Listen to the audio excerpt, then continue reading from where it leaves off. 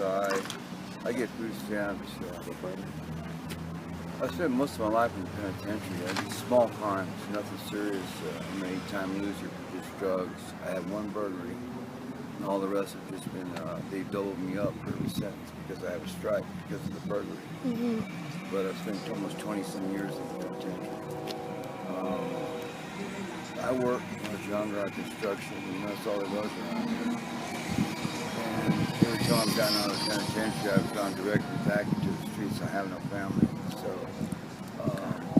it's pretty hard on me, you know. Basically, I'm on probation. They give me things to do, you know, like say like they put me into a program to go to the mental health, because I go see mental health. They got me down as like being the same as a vet by so many years in the penitentiary. I take medications. But then they give me these programs to go to twice a week, but then they give me no bus passes, and they expect me to be there. They supply some forms of food for me, but not enough to take care of me, not enough to sustain me. I stay in the streets. Okay, the only way that they expect me to go, they violate my probation if I don't go because they don't have a bus pass, or I'm hungry, or they expect me to get the money to go to this program if they want me to come to, and I don't have the money. People aren't. It's against the law to panhandle. They tell me to get the money the best way. You know, this is what they've told me, sitting there right in front of everybody, the group and everything. Then they'll like give the other people in the group 30-day bus passes, and they'll give me one-day bus pass. Well, that one-day bus pass gets me back to where away from the area, but to get back up there. Or do you think they only give you a day pass and the others a monthly pass? I don't know. I don't know. I was going through a lot of emotional strain when I first got into the I wasn't too talkative. You know, I've got a little bit more talkative. But it's too late, you know, I'm already probably violating my probation right now. I haven't even been in, they want me to check in every day, you know, probation because I'm homeless. But I have no funds, I have no money to go, I'm always hungry. I've literally eaten one meal in the last 2 days. And then I panhandle, you know, money, and then I drink, you know, so. But I don't drink because I'm an alcoholic. I drink because it's cold. I drink because it kills the pain, you know, just for being in the streets. People don't, they look at me like, I don't know how people look at me, but I'm not a very good panhandler. You know, people give me like 12 cents, a dime, 2 cents, a nickel when I panhandle. So I don't know what to say or what to tell people, but that's the only thing I have.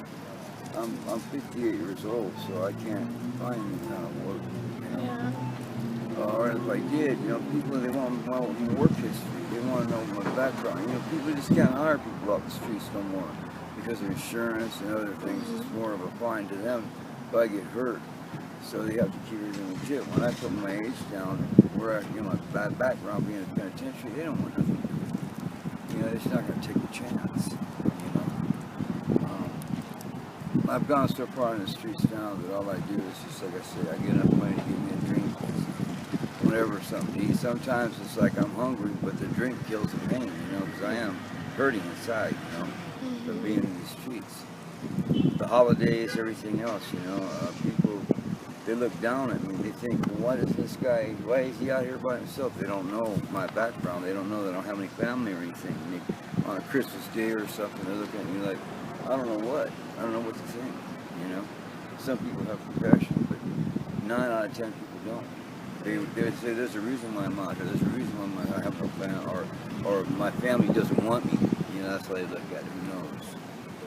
But I'm to the point now where I've literally, and I'm a very strong-minded person, but I'm just ready to check out. You know, there's been days I just think today is the day. You know, I have nothing else to live for. You know. The streets are, and then I can't talk to them because they don't, they kind of look at me like as if, you know, maybe I brought this upon myself. I don't know, you know, and I have, you know, pretty much, but if I with a little bit of help, I can come out of this, you know, but I can't do it by waking up cold in the streets. I slept underneath there. It was raining last night. Yeah. I walked all around and all my stuff was all wet. You know, I slept underneath by the sketchers over there. These people, they chase me off every time I come around here because they don't want me panhandling. They don't want me around here. They don't want this in front of their store. You know, so I'm literally at the, you know, I don't know what to do. You know.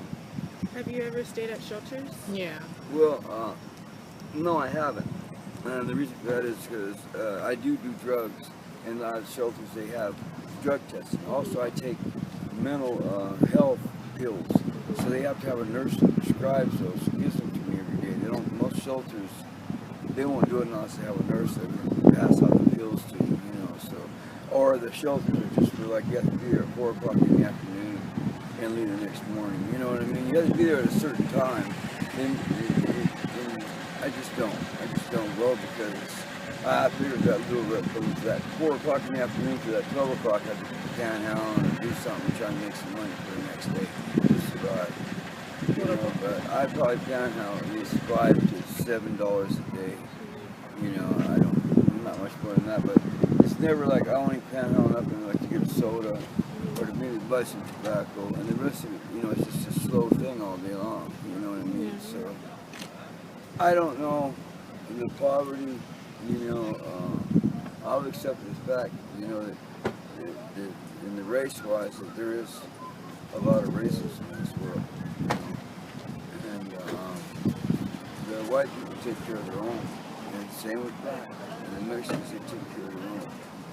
But I can't find a word. I've had people tell me stand out here and they don't come. I did work for this guy right here. Put these rocks in the front here. He ended up owing me $800, left me hanging, gave me $230 and just left me out here. All that rock stuff I did over there, all these pillars, not this side over here, but this side over here. So he ended up ripping me off. I don't know what to say, man. I can't even think. My life has just been in the penitentiary, and that's it. And then in the streets, you know. And I've been given things to do that I can't. It's the simplest thing, a bus pass. You know, and this one time, my whole world flipped upside down because then they don't want to take me back. This program was for me to get my SSI. But if I miss the appointments they give me, which automatically are beyond my reach, with just a little bus pass, you know, so they give me something that I can't even do, you know. Why? I kind of understand why they can't give me a 30-day pass. I don't even understand that. You know? So, like, if you become sick, do they take care of you? No. No. I've already been sick. I've been, you know, I had an abscess one time. They brought me down, but after that, they told me that they're not doing it no more, that it's up to me to take myself down. Because they say my mental health is not that bad to where they need to take me. But although I have a bad memory, I had a stroke in 2001. Everything came back. My whole right side was paralyzed. But sometimes my memory is just bad. You know, I can be literally sitting somewhere and forget where I'm at. You know what I mean? I have to think about it. I just don't. My memory's not there. You know, I have very short memory. Yes. It's okay. What do you do? Pardon me? What do you do? I didn't want to do anything on poverty. I didn't look at things for They were asking what I was doing. But see, that's it. You know, I mean, I hate to even ask anything for change, but I don't know, man. I don't know. You know, I think that if I had an opportunity, my main thing is I told these people, if I could have a roof over my head, it'll stop me from being in these streets and put me in the predicament where I'm weak. You know, I have a lot of emotional problems, and then when I'm out here, you know, without me having a roof over my head and having that security, being able to sleep at night, feel comfortable, I'm in here with the winos, drug addicts, everything's right here, you know, right in front of me. What do you expect me to do? You know, everybody has a weakness, and I'm being put right in my weakest spots, with alcohol and drugs, you know, so that's all I can say, man. You know, I don't know my life has been like this all my life.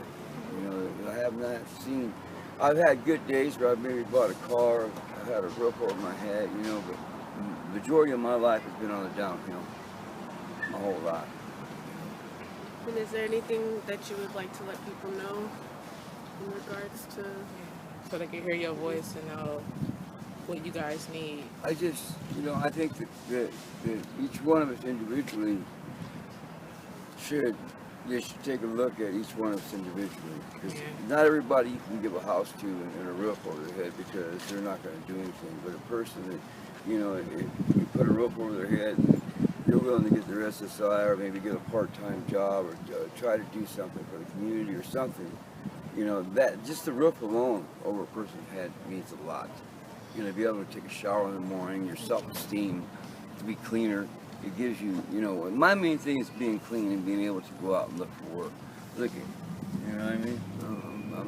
I haven't showered in 2 days. I shower every day, but it's just been too cold. Yeah. Where do you shower? In the bathrooms, in the laundromats, gas stations. I have buckets back in the back over here. I can put water in there. I go out in the back by the trash can and shower. Something to tell the world, man. There's nothing I can say because there's nothing I can say or do that's going to help. I'm just wasting my time. Because no matter what you guys do, wholeheartedly or whatever, for some reason they don't want to. It's not going to work. I've been in a situation there's just been paperwork, and all it is just paperwork for the community to look at. But when you come down to the nitty-gritty, there's nothing there. They've sent me to drug programs and without even an address. They people don't even know what I'm talking about. It's just crazy, man. I don't even understand. But now I'm going to be by there. They would see me. It's easier to put an apartment for me monthly than it is to house me in jail. A lot cheaper, I'll put it this way. It costs probably, I don't know, probably at least $1,500 a month probably to house me in jail. I don't know. Or at least $1,000. Well, look, that I can get an apartment for $650, a little bit apartment, a lot cheaper than it would to house me in jail. So that's what the city. She always on me. I'm not doing anything. I know you're not, but I'm gonna tell you like this: if you're not gonna buy anything today, I do not want to see you on this parking lot. Yeah, okay? I know. I was just passing through and I bought something, but the lady stopped to interview me about something. Yeah, we're at UCR. We're doing a project. Okay. Poverty. Okay. So make this your last time me seeing you today, okay? Well, I can't come back and buy something. If you buy something, I'm okay with it. Yeah, I'm not trying to see you linger in Well, they this parking stopped lot. me. That's all. They wanted to talk to me I about something. apologize. That's our fault. Okay. I'm out of here. Thank you. You want us to buy you something to eat, sir, though? Because we really Nah. appreciate your time. You sure? You want something to educate our people. That's what it is. We have to educate, and we have to, a lot of times, that's what our project is on. A lot of times, people that aren't homeless or aren't in poverty, we think we know what it means to be homeless, but we have no idea. And because we have no idea, the people that set the laws and set these programs is not realistic. So that's why we're trying to document and really get research and have a better understanding. I think that if they could put some kind of program together where, let's just say, give us an initiative to say, like, if you want an apartment, you want a room to yourself, you give me a clean drug test once a month, once every 2 weeks or whatever, and we'll give you this place, we'll try to help young people.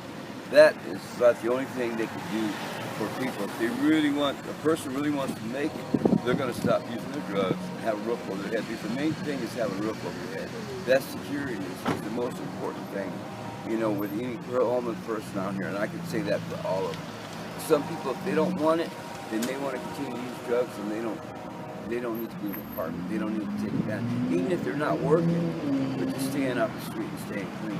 Because in the long run, they're going to end up breaking the law. It's going to cost the courts thousands of dollars to pay for it, just for some stupid little crime, possession of drugs or something. When they could, just avoid all this taxpayers' money and all this other stuff by just putting a person in a room and a little, a $10 drug test, twice a month or something. That'd be the way to go. That's real. That's real. So and the people up in the higher place up there, it's just so simple. It would not only save the government, the taxpayers, millions of dollars, there would be less crime because you actually give the person initiative to stay off the drugs, which makes them commit crimes. They want that roof over their heads, and they got to keep themselves clean. That's the only thing that breaks laws, is by waking up sick with them. So that's just something that, and I've been doing this for a lot of years. But I know when I have a roof over my head, I value that. Now I've gone too far. I can't even rent a room. So I mean, I just don't have the money. I have no way. No, that's another thing too, is getting up in the morning and going to look for work. How am I gonna do that? I'm clean, not real clean, but okay, I'm looking for work, but I'm dirty. My body's, you already have a negative, outlook. Yeah, there are. You just have it's negative, But I don't know. Hopefully that'll help. As other people said the same thing too, pretty much. You're the first one that we did. Yeah. Oh, really? Yeah. But I really appreciate you, sir, for your time.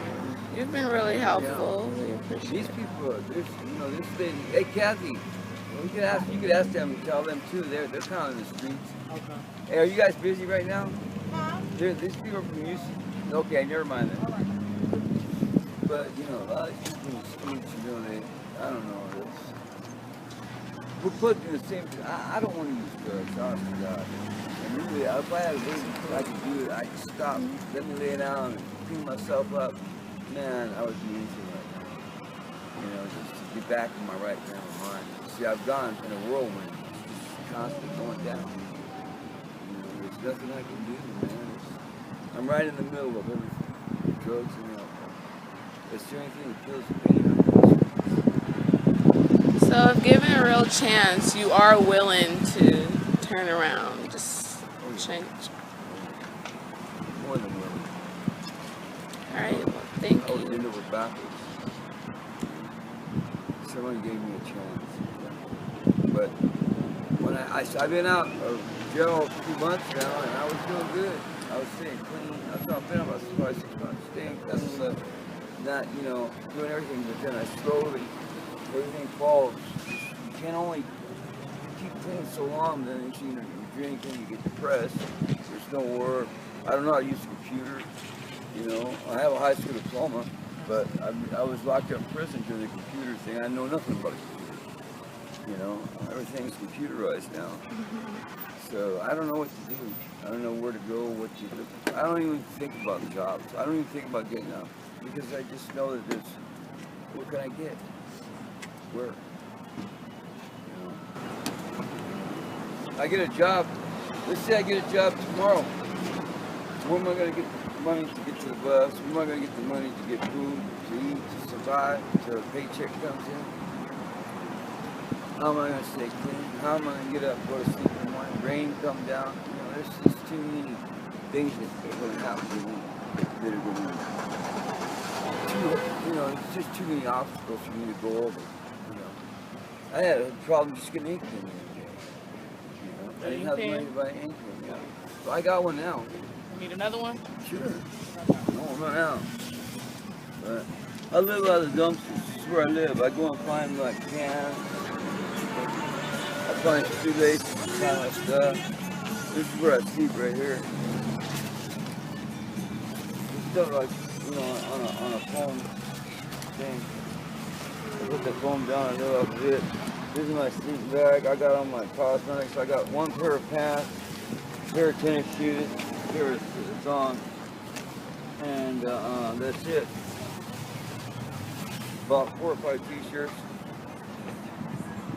The rest is just junk, man, that's going around. But I live out of dumpsters. That's how I live. Besides trying to panhandle, but these people are not allowed. The minute they see you, they have cameras all over. They just sit over there. The lady comes out, boom, she catches you. I appreciate you. I appreciate you, sir. Thank you.